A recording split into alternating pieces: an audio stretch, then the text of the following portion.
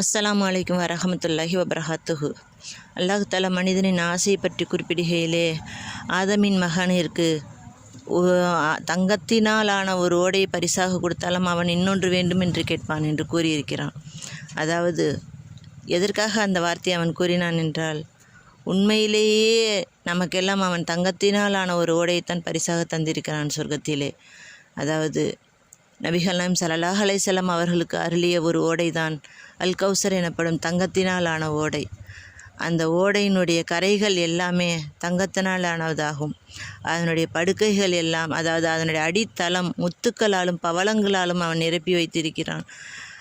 அதனால்தான் அந்த நீரை ஒரு மனிதன் சொர்க்கத்தினுள் நுழையும் முன் குடித்துவிட்டு சென்றால் அவனுக்கு தாகம் என்பதே இருக்காது. சொர்க்கம் செல்லும் வரை அவனுக்கு தாகம் இருக்காது என்று அவன் கூறியிருக்கிறான்.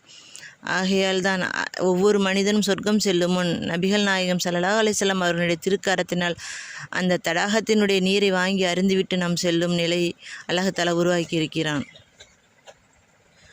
அப்படி பெற்ற பாக்கியம் பெற்ற ஒருவராக நம்மையும் அல்லாஹ் ஆக்கி அருள் புரிவானாக. இன்ஷா அல்லாஹ். ஆமீன் ஆமீன் யா ரப்பல் ஆலமீன்.